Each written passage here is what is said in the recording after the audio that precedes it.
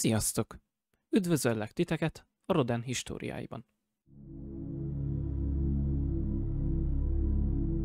Ha azt a kifejezést halljátok, hogy diktatúra perpétua, akkor nem biztos, hogy mindenkinek beugrik, hogy mi is az, vagy hogy kihez kapcsolódik.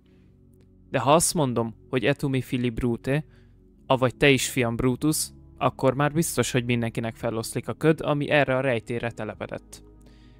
Igen, jól gondoljátok, a mai nap nem másról lesz szó, mint Cézárról, avagy teljes nevén Caius Iulius Cézárról.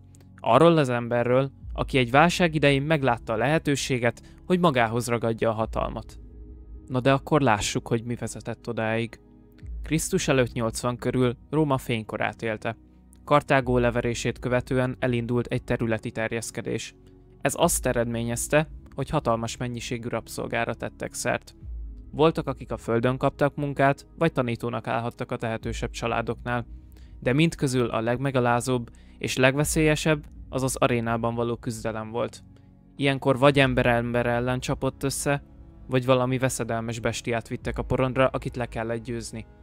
Ezeket hívjuk gladiátoroknak. Ezek a harcosok arra vágytak, hogy hazatérjenek ebből az örökfogságból. Azonban ennek eléréséhez szervezetlázadásra volt szükség, plusz egy potenciális vezetőre. Időszámításunk előtt 74-ben egy eltökélt gladiátor Spartacus vezetésével megindult a Róma ellen irányuló felkelés.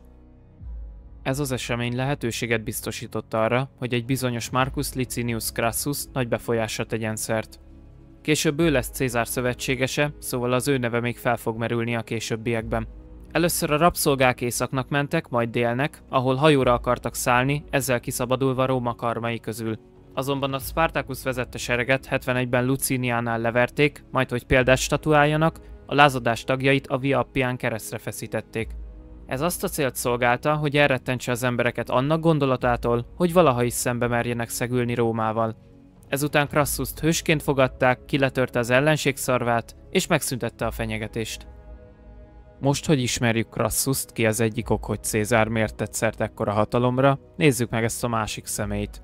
Sulla halála után két legközelebbi szövetségese, Crassus, akiről már meséltem, és Pompeius vette át a hatalmat. Róla annyit érdemes tudni, hogy ő neki köszönheti a római nép, hogy a portyázó kalózok a tengerekről eltűntek. Nem meglepő, hogy ezután mekkora tisztelet és imádat övezte körül őket a nép körében. Azonban Crassus a szenátus befolyása alatt úgy döntött, hogy megtagadja a diadalmenetet tőle, plusz Pompeius veterán katonáinak sem adta meg a győzelemért járó kolóniákat. Eme döntés meghozása a köztük lévő konfliktus kiéleződéséhez és egymással való versengéshez vezetett. És ekkor jön képbe Julius Cézár, ki fiatal volt még ugyan, de már akkor ambiciózus, és meglátta a lehetőséget arra, hogy hatalomra törjön. Cézár egy nem túl tehetős patriciusi családból származott. Már fiatal korában eltökélt volt, és bármit megtett céljai eléréséhez. Pályafutása során számos hivatalt töltött be, mint például a Questort, Aedilét, vagy akár a Pontifex Maximust. Amikor látta, hogy feszültség van Crassus és Pompeius között, felajánlotta, hogy alkossanak egy titkos egyességet. Ezennel Krisztus előtt 60-ban megalakult az első triumvirátus.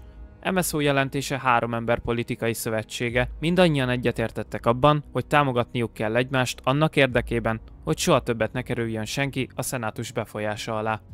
Az ezt követő évben Cézárt konzulá választották, hogy két társa igényeinek is megfeleljen, kinevezte Crassus Szíria, Pompeius pedig Hispánia, Észak-Itália és Dél-Gallia kormányzójának. Miután Cézár hivatalának ideje lejárt, Gallia prokonzulává választották, miközben Cézár legyőzte Galliában a keltákat az azt követő évtizedben, aközben Pompeius Rómában maradt, Crassus pedig az Arszakida birodalommal való hadakozásban életét vesztette.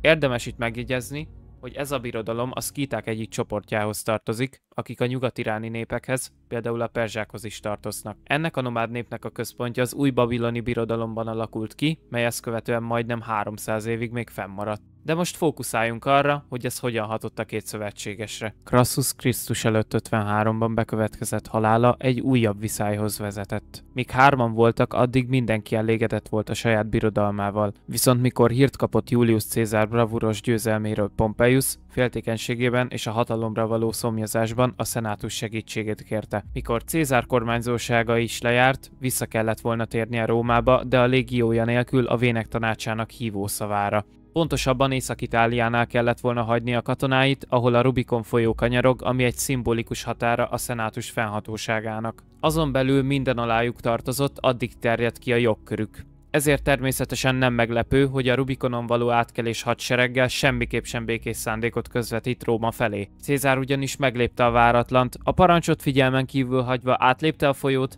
és akkor hangzott el a híres mondat, hogy alei acta est, avagy a kocka el van vetve. Ez számára azt jelentette, hogy nincs visszaút, ő akármi történik, bármilyen eszközzel eléri célját. Senki nem állhat az útjába. Ezzel tulajdonképpen hadüzenetet küldött a szenátusnak. Vagy mondhatjuk azt is, hogy Cézár egy államcsínyen keresztül akarta magához ragadni a hatalmat. Így történt, hogy Krisztus előtt 49-ben el is foglalta Róma városát. Ezután egy kisebb polgárháború robbant ki Cézár és Pompeius között. Ebből győztesen Cézár került ki, aki Pharsalosnál 48-ban lesújtó vereséget mért ellenségére. Pompeius menekülésre kényszerült, aki menedékre lelt Egyiptomban. Azonban az akkori egyiptomi király kivégeztette őt. Julius Cézár is elhajózott az akkori Egyiptomba, ahol egy kisebb helyi konfliktusba keveredett, és segített a király lányának, Kleopátrának a trónra való jutásában.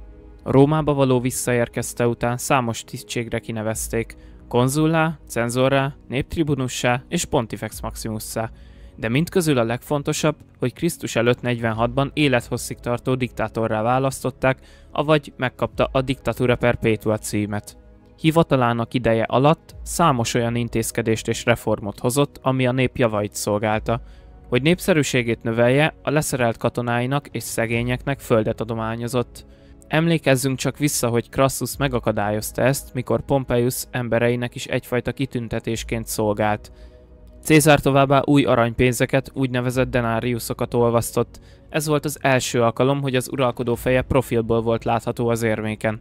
Mivel zavarodott és bonyolult volt a polgárháborúk kora után az időszámítás, új naptárat vezetett be, mely a rend megteremtéséhez járult hozzá. Azonban nem csak a mindennapi életbe hozott változásokat. Neki köszönhetjük azt is, hogy a szenátus létszáma 900-ra bővült. Esetleg emlékezhettek arra, hogy Periklész több száz évvel korábban hasonlóan növelte a bulé, avagy a napi ügyeket intéző tanács résztvevőinek számát. Hogy népszerűségét még jobban növelje, hatalmas építkezésekbe kezdett, melyet utódjai később folytattak. Cézár úgy gondolta, hogy kimenekítette a köztársaságot a káoszból, melybe torkollott volna. Rájött, hogy az eredeti intézetek alkalmatlannak bizonyultak feladataik elvégzésében, ezért az erőnek összpontosulnia kellett egy kézben, vagyis az övében. A hatalomtól megrészegült konzul elkezdte bökni a szenátus csőrét, továbbá jó pár korábbi támogatója is kiábrándult belőle. Félve annak gondolatától, hogy Cézár visszaállítja a monarchiát, melynek egyszer már véget vetettek, mikor Tarquinius Superbust elűzték a trónról, összeesküvést szerveztek. A merénylet márciusi dusán következett be, Cézárt egy megbeszélésre hívták a szenátusba, ahol a merénylők 23 készszúrással kioltották életét. Érdekesség, hogy az akcióban közreműködött Brutus és Cassius, viszont ez a Brutus nem összekeverendő Cézár fogadott fiával. Hiába szerepel a Shakespeare-féle darabban így, a valóságban egy másik Brutusról van szó, akit semmilyen rokoni szál nem fűzött Cézárhoz.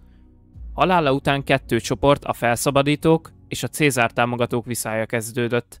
Cézár gyilkosai nem látták előre, ami jött, és így ez a merénylet felesleges volt, mert amit el akartak kerülni, az így is úgy is bekövetkezett. Összegezve tehát, Cézár hatalmas hatással volt Róma jövőjére nézve.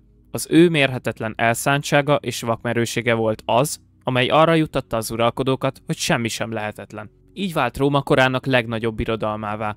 Ezt a személyt nem véletlenül említjük Nagy Sándorral és Napóleonnal együtt, kik hasonló stratégiával és karizmával átrajzolták a világ térképét. Ezennel történetünk végére értünk, remélem sok új érdekességgel lettél gazdagabb és plusz tudással távozol.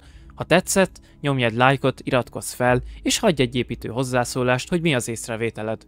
Addig is jók legyetek, találkozunk hamarosan. Nai Roden voltam, szevasztok!